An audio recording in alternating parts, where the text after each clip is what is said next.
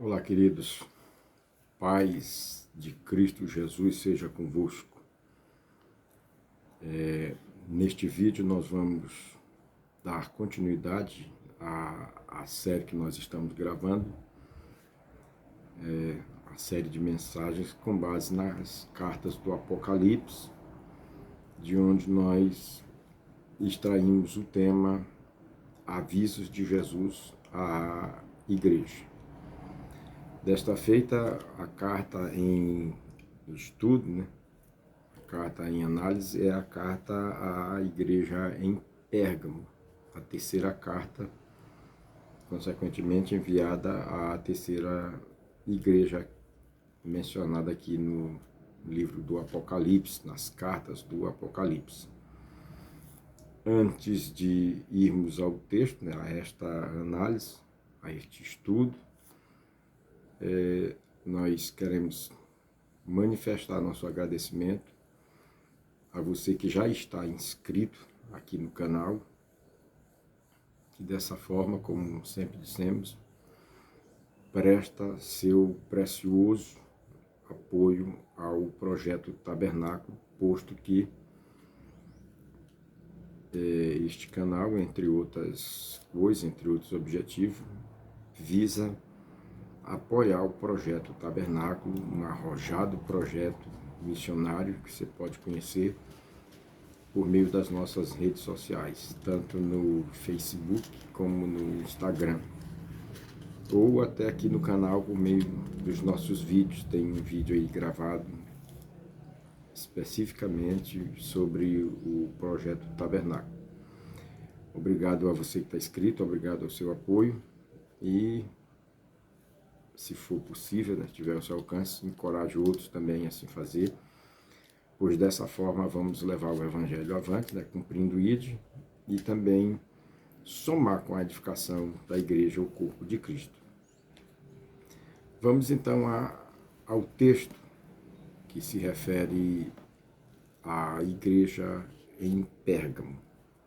O texto está no livro do Apocalipse, capítulo 2, melhor dizendo, capítulo 2, versículo que é 12, e vai até o versículo 17, a carta à igreja em Pérgamo, ao pastor da igreja em Pérgamo, né? Ao anjo, como a Bíblia usa aqui a expressão.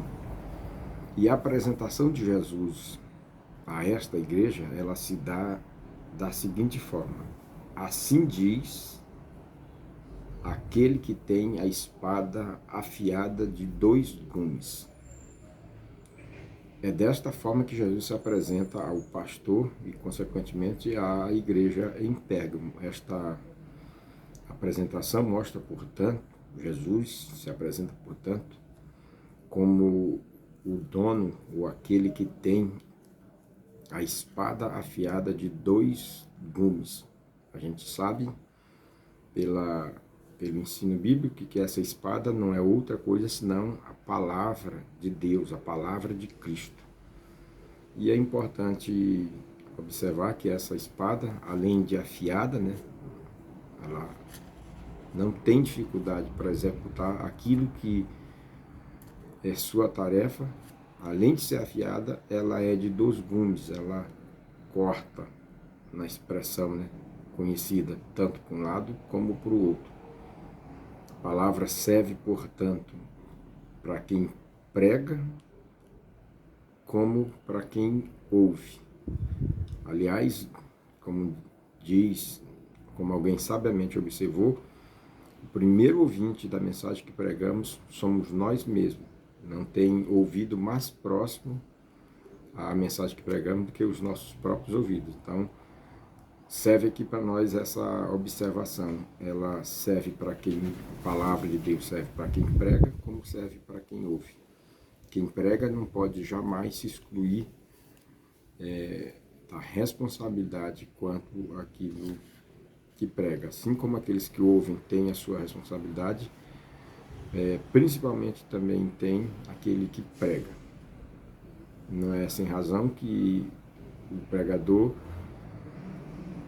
se for fiel ao que a Bíblia diz, se for cuidadoso naquilo que fala, ele deve se guardar da expressão trouxe esta mensagem para vocês. A mensagem não é apenas para quem ouve, a mensagem é sobretudo para aquele que prega. Então, essa expressão trouxe para vocês, ela não é adequada, ela não é feliz e não é sábia. Na verdade, nós compartilhamos o que recebemos da parte de Deus, pois a mensagem que pregamos serve tanto para quem vai nos ouvir, como, antes de tudo, para nós mesmos. Pois bem, Jesus prossegue e faz uma afirmação, né? À minha vista, assustadora, né? O versículo 13, ele diz que a igreja em Pérgamo, eles sabem onde ela habita, né? Onde o pastor da igreja está, e ele diz no versículo 13, conheço o lugar em que habitas, onde está o trono de Satanás. Alguém, precipitadamente ou sem cuidado devido, diz que Satanás habita na cidade de Pérgamo. É certo que o texto está dizendo, o próprio Jesus está dizendo, que Satanás habitava, tinha um trono em Pérgamo. Mas isso não quer dizer que essa seja a localização de Satanás. A gente sabe pela Bíblia que Satanás é um espírito e sabe também, à luz da carta de Paulo aos Efésios, que Satanás e seus demônios ocupam as regiões celestiais. Dessa forma, o que a expressão quer dizer é que havia uma concentração, uma atuação diabólica tão intensa em Pérgamo, a ponto de levar a esta afirmação. É como se Satanás tivesse o seu trono, ou um trono, na cidade de Pérgamo. Para alguns estudiosos, este trono é uma alusão ao culto ao imperador, que era feito com bastante intensidade na cidade de Pérgamo. Outros dizem que era ao deus Zeus, sendo ao imperador ou a essa suposta divindade. O certo é que havia uma adoração intensa em Pérgamo, de tal sorte que equivalia a um trono de Satanás na cidade. É importante também observarmos que seja o trono dedicado ao imperador, ou ao culto ao imperador, ou a esta divindade chamada Zeus, é importante observarmos que, aparentemente, quem se apresentava era ou o imperador ou ao Zeus. O culto, teoricamente, seria para uma destas duas pessoas ou as duas juntas. Porém, como o próprio Jesus disse, o trono, na verdade, era destinado a Satanás, ou seja, aparentemente o culto poderia ser dedicado ao imperador ou a essa divindade chamada Zeus. Porém, na verdade, a adoração era destinada a Satanás. Portanto, nós aprendemos aqui que há certos altares, né, há certos cultos, que supostamente são a imagens, a divindades ou a supostos deuses. Porém, na verdade, o alvo dessa adoração é o maligno, é o próprio Satanás, o diabo, como a gente sabe, como conhece, né? E aí, no versículo 13 ainda, Jesus diz que, apesar do trono que havia na cidade de Pérgamo, ele diz ao pastor e, consequentemente, à igreja, que eles conservavam o nome de Jesus e não negaram a fé. Olha que coisa preciosa. Apesar da existência de um trono a Satanás, de um culto a Satanás, mesmo assim, aquela igreja, aquele pastor, estavam apegados ao nome de Jesus e permaneciam firmes na fé.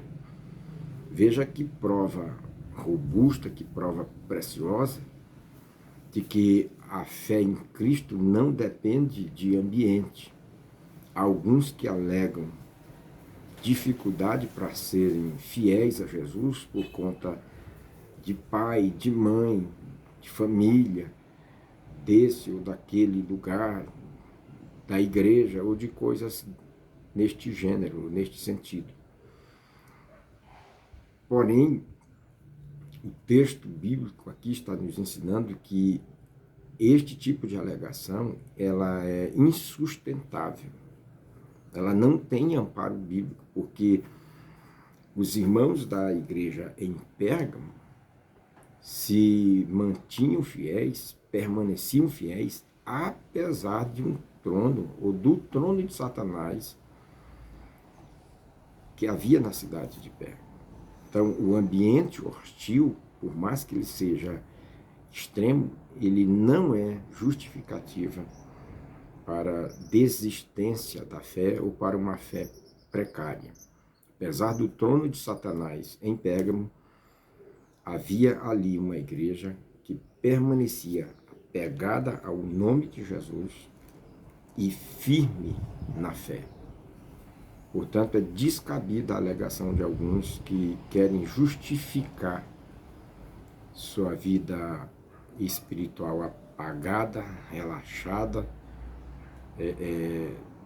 sua vida sem compromisso com Deus, com a palavra, a vida carnal, né, descompromissada com o reino de Deus por conta de situações externas. Esse tipo de justificativa não é aceita por Jesus, não é aceita pela Bíblia, não tem o apoio das Escrituras. Nós somos chamados para influenciar e não para ser influenciado. O ambiente externo, ainda que seja hostil ao extremo, não é justificativa, como mostra aqui o texto sagrado desta carta à igreja em Pérgamo. Jesus dá continuidade, faz inclusive a menção da morte de Antipas.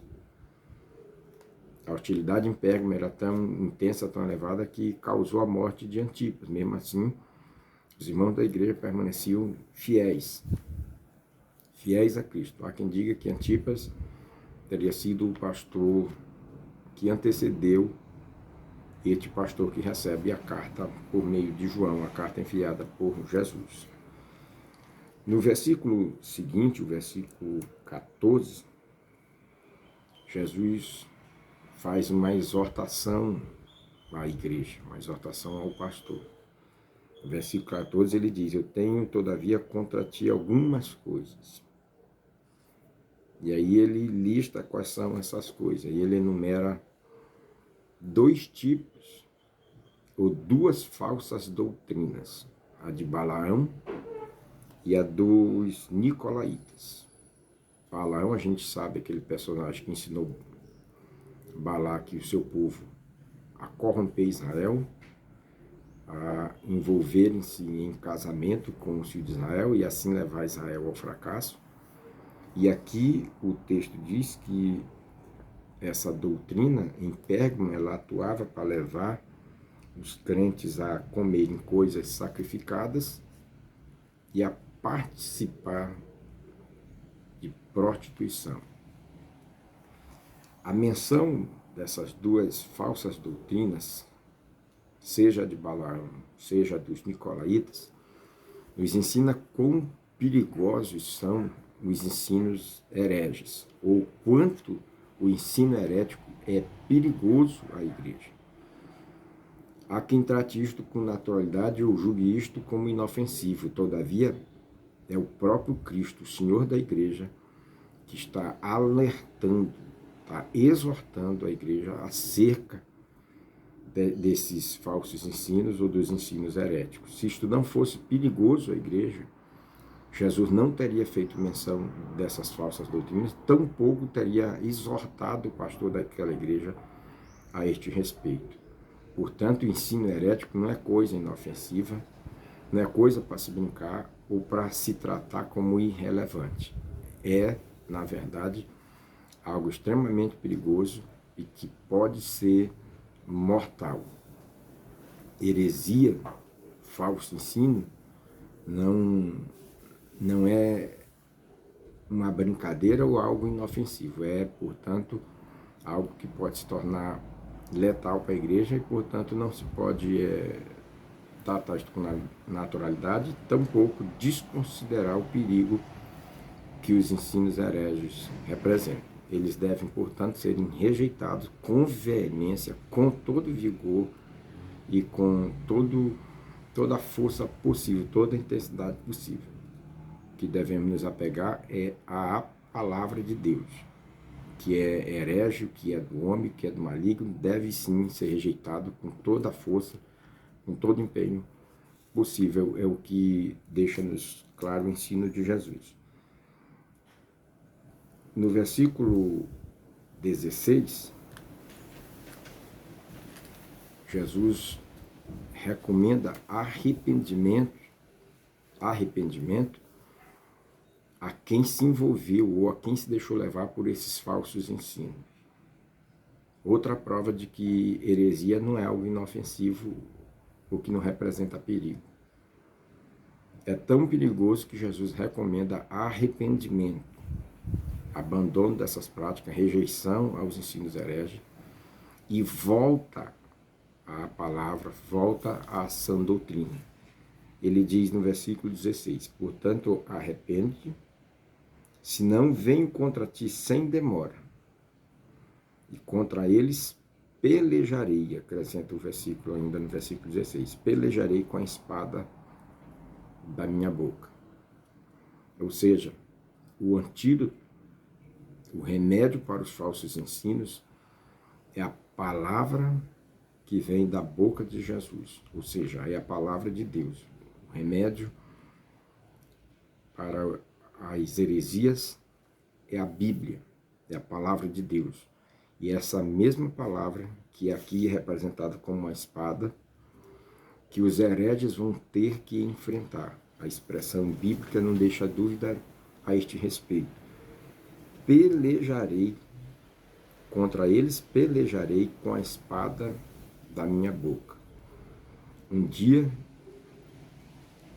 previsto por Deus, já determinado por Ele, os falsos ensinos, os hereges terão que dar conta dos seus ensinos e assim enfrentarão a palavra verdadeira, a espada que corta, que é afiada, que corta, que tem dois gumes, a palavra de Jesus, a palavra que tem autoridade, como diz Hebreus, para discernir o que parece indiscernível.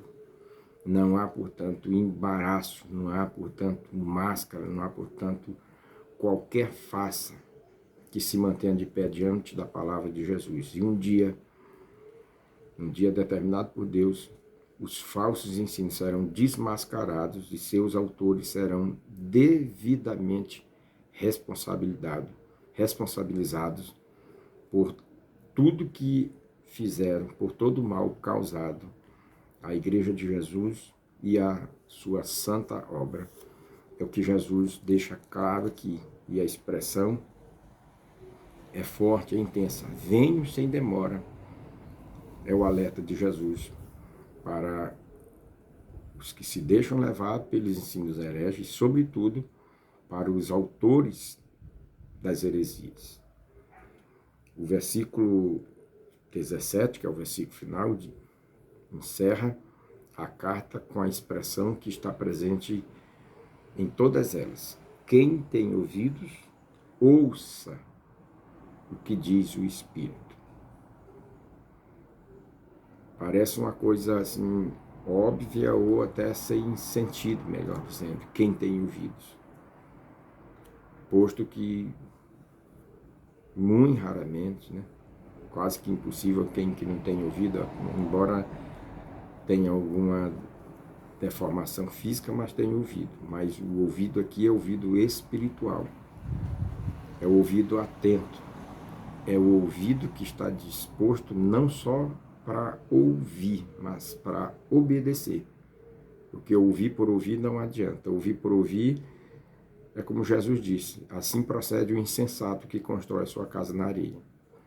O ouvido que interessa, o ouvido que devemos ter, é ouvido disposto a obedecer, pois assim age o sábio, age aquele que constrói a sua casa na rocha e que, portanto, tem condições de suportar os desafios e os vendavais da vida e da carreira cristã. Então, quem tem ouvidos, ouça, ou seja, seja um ouvinte atento, cuidadoso e, sobretudo, um ouvinte disposto a pôr em prática os ensinos de Jesus. Ainda no versículo 17, Jesus faz uma promessa à igreja por meio da carta à igreja em Pérgamo. Ao vencedor, dar-lhe-ei o maná escondido. Ou seja, para quem rejeitou os falsos ensinos, a comida podre oferecida pelos hereges, estes terão o privilégio de comer o precioso maná, o maná celestial, o maná escondido, o maná que Jesus servirá aos vencedores. Vale, portanto, ser fiel, permanecer firme na palavra de Jesus, pois em vez da comida podre que os hereges oferecem, que envenena e que mata a alma, os vencedores terão saúde eterna por meio do maná que Cristo tem reservado à igreja. Ainda no versículo 17, ele diz, além do maná, ele diz, darei uma pedrinha branca e sobre essa pedra terá um novo nome, o qual ninguém conhece, exceto aquele que o recebe. Ou seja, quando chegarmos na eternidade, quando formos ao encontro de Cristo e por ele recebido na eternidade, nós receberemos um novo nome, um nome glorioso, que nos faz lembrar da vida de gozo perpétuo, de alegria indescritível e de novidade sem igual que aguardam os salvos.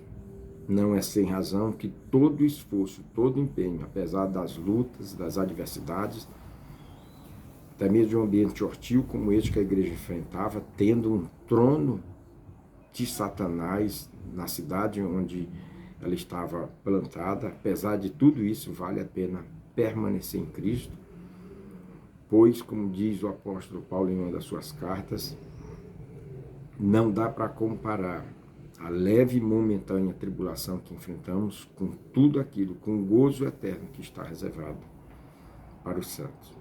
Portanto, querido, Deus continue lhe abençoando, Deus continue lhe dando a graça para permanecer firme na fé, independente das adversidades, do contexto, do cenário adverso, e dessa forma seguir avante, permanecer firme na fé, até que Cristo volte para arrebatar a sua igreja e nos introduzir na eternidade de gozo, de glória, de alegria sem igual, sem paralelo nesta vida.